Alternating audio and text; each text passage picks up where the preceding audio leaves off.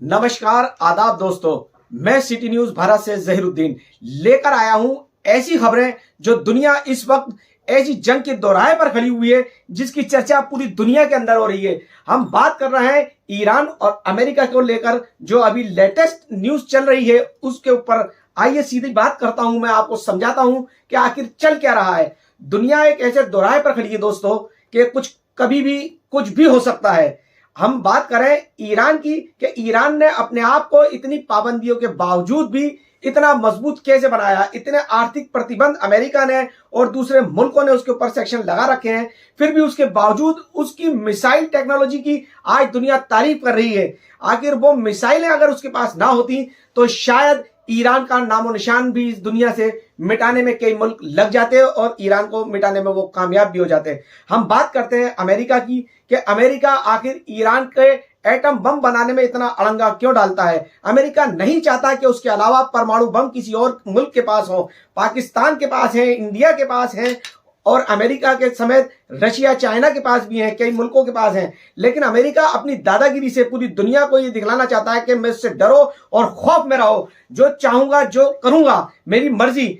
आप देख सकते हैं कि कई बयानात अभी अमेरिका के प्रेसिडेंट डोनाल्ड ट्रंप ने ऐसे दिए कि कभी कहते हैं कि मैं हमला करने जा रहा हूं, वॉरशिप भेज रहा है, बड़े बड़े वॉरशिप भेजे, चारों तरफ ईरान की घेराबंदी करने के बावजूद भी आप देखें तो अमेरिका अभी तक ईरान पे हमला करने में नाकामयाब रहा। और वो नाकामयाब होने की वजह क्या है हम बताते हैं आपको। नाकामयाब होने की वजह यह है कि इजराइल जो कि एक दादागिरी से बना हुआ मुल्क है, दूसरों की जमीन खा करके इजराइल बना है और वहां पर आके उसने कब्जा किया है। फिलिस्तीन में वो इजरायली नंगे भूखे आए और आकर उनसे पनाह मांगी, आज पूरी जमीन को हड़प कर और वो एक मुल्क बना बैठे, जिसपे हमारे पूर्व माननीय प्रधानमंत्री श्री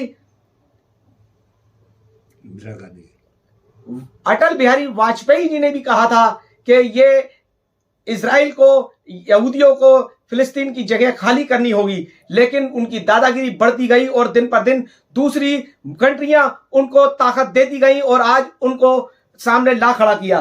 खैर कोई बात नहीं, उसकी भी परवाह नहीं करता ईरान, और ईरान झुकने को नहीं है तैयार, क्योंकि वो अपनी संप्रभुता से कैसे कैसे झुके। अपनी सुरक्षा की उसको भी तो चिंता है। आखिर वो अपने देशवासियों के लिए वो भी तो चाहता है कि मैं भी सुरक्षित रहूं और मेरा देश भी सुरक्षित रहे, यहाँ के लोग भी सुरक्षित रहे, यहाँ के संस्थान भी सुरक्षित रहे। लेकिन अमेरिका नहीं चाहता। आर्थिक प्रतिबंध इतने कड़े होने के बावजूद ईरान ने आज दुनिया को वो दिखला दिया अपना पावर, मिसाइलें बनाकर कि ऐसी ऐसी मिसाइलें उसके पास हैं कि आज दुनिया खौफ खाती है। और खास करके अगर बात करें तो इजराइल की, कि इजराइल खौफ खाता है। पिछली आपने जंग में देखा था 12 रोजा जो इजराइल और ईरान के दरमियान हुई थी कि इजराइल को किस तरीके से घुटनों पे ला खड़ा किया था ईरान ने, और वो खौफ खाता है। उसकी यही वजह है कि वो अगर एटम बम बना लिया इस दरमियान तो हो सकता है कि उसका सीधा सीधा हमला मेरे पर ही होगा। उसको डर है, इसलिए उसने अमेरिका के साथ मिलकर दादागिरी करके अमेरिका को साथ लेके वो चाहता है कि जंग करे। आखिर इजराइल अकेला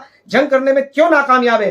क्या इजराइल को अपने आप पर भरोसा नहीं है? लेकिन देखा जाए एक तरफ कि सुप्रीम लीडर आयतुल्लाह खamenei एक ऐसे वाहिद दुनिया के सुप्रीम लीडर बनकर वो सामने आए हैं कि दुनिया में उनकी चर्चाएं जोरों पर हैं कि वो कभी झुके नहीं दुश्मनों के आगे और अपने मुल्क को कभी कमजोर नहीं होने दिया। और यही वजह है कि अमेरिका खौफ खा रहा है। वो कहता है कि हमने बेड़े लगा दिए चारों तरफ, और उसका सबसे सुप्रीम बेड़ा जो है अब्राहम लिंकन, वो फारस की खाड़ी में हमारे बिल्कुल ईरान के हमने करीब लगा दिया, और काफी बेड़े और काफी बड़ी तादाद के अंदर हमने सैनिक उसको घेरने के उसमें लगा दिए हैं कि किसी सूरत से ईरान शिकस्त खाए। लेकिन ईरान है कि झुकने को तैयार ही नहीं है। क्यों? क्योंकि उनको मालूम है कि अगर हम इसकी नाजायज दादागिरी को अगर इस वक्त हमने खत्म नहीं किया तो दुनिया से हमारा वजूद मिट भी सकता है। तो दोस्तों ये जो अमेरिका की दादागिरी है, ये कई मुल्क देख रहे हैं कि उसने अभी पिछली बार वेनेजुएला के अंदर जाकर के एक खुफिया मिशन चलाया, उसके तहत वहां के राष्ट्रपति मादुरो को उठाकर ले गया। लेकिन ये वेनेजुएला नहीं है, ये ईरान है। यहाँ के सुप्रीम लीडर के साथ पूरा देश खड़ा है। ईरान की पब्लिक के अंदर इन्होंने फूट डाली, इन्होंने अपने एजेंट भेजे, लेकिन एजेंट भेजने के बाद भी ईरान ने उसके अंदर बहुत अच्छे तरीके से कंट्रोल किया।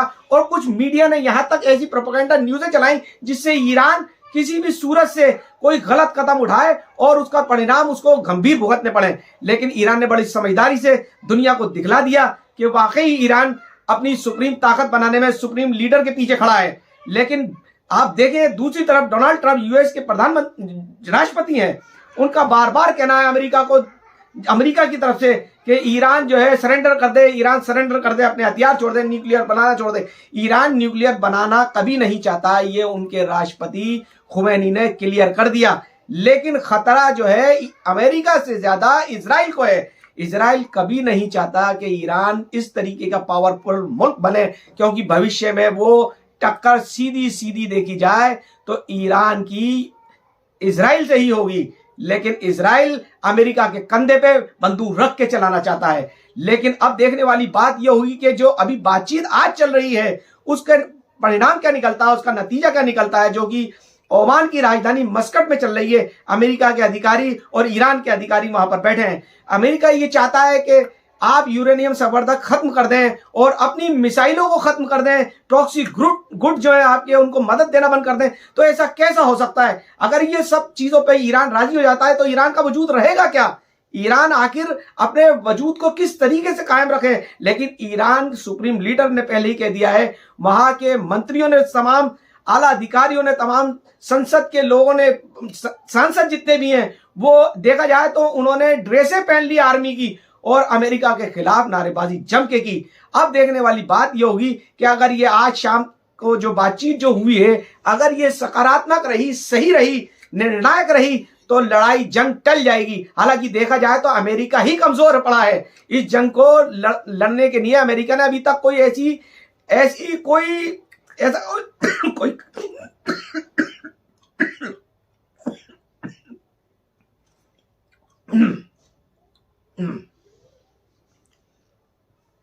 ऐसा कोई कदम नहीं उठाया।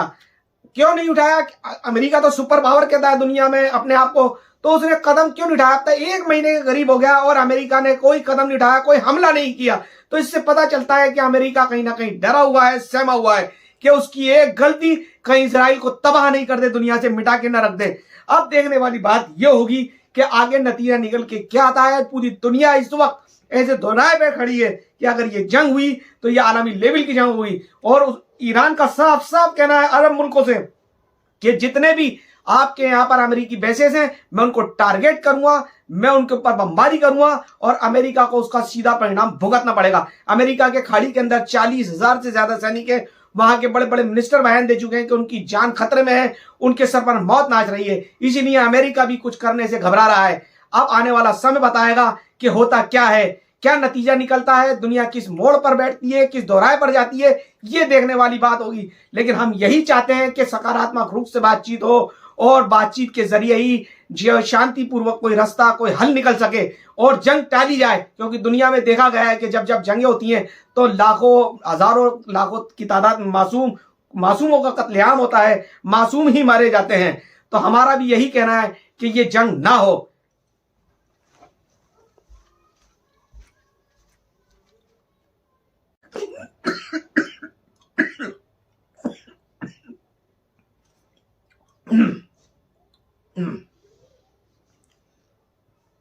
ऐसा कोई कदम नहीं उठाया।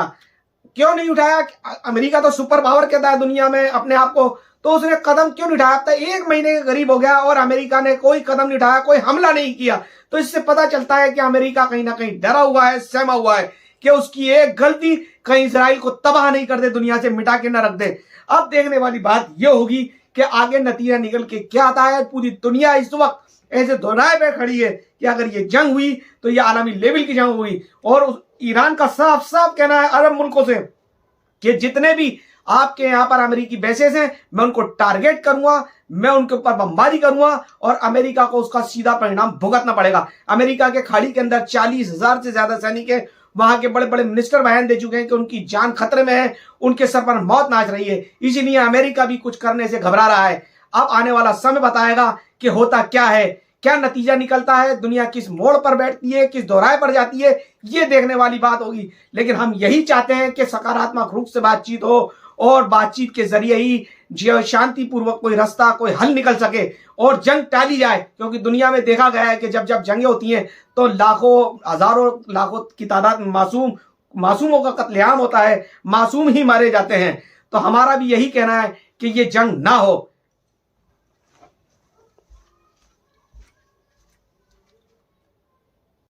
क्यों नहीं उठाया?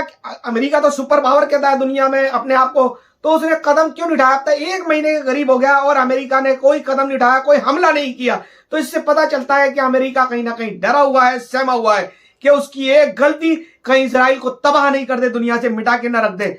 अब देखने वाली बात यह होगी कि आगे नतीजा निकल के क्या आता है। पूरी दुनिया इस वक्त ऐसे दोराए पे खड़ी है कि अगर ये जंग हुई तो ये आलमी लेवल की जंग हुई। और ईरान का साफ साफ कहना है अरब मुल्कों से कि जितने भी आपके यहां पर अमेरिकी बेसेस हैं मैं उनको टारगेट करूंगा, मैं उनके ऊपर बमबारी करूंगा और अमेरिका को उसका सीधा परिणाम भुगतना पड़ेगा। अमेरिका के खाड़ी के अंदर 40,000 से ज्यादा सैनिक हैं। वहां के बड़े बड़े मिनिस्टर बयान दे चुके हैं कि उनकी जान खतरे में है, उनके सर पर मौत नाच रही है। इसीलिए अमेरिका भी कुछ करने से घबरा रहा है। अब आने वाला समय बताएगा कि होता क्या है, क्या नतीजा निकलता है, दुनिया किस मोड़ पर बैठती है, किस दोराहे पर जाती है, ये देखने वाली बात होगी। लेकिन हम यही चाहते हैं कि सकारात्मक रूप से बातचीत हो और बातचीत के जरिए ही जो शांतिपूर्वक कोई रास्ता, कोई हल निकल सके और जंग टाली जाए। क्योंकि दुनिया में देखा गया है कि जब जब जंगें होती हैं तो लाखों, हजारों, लाखों की तादाद में मासूमों का कत्लेआम होता है, मासूम ही मारे जाते हैं। तो हमारा भी यही कहना है कि ये जंग ना हो,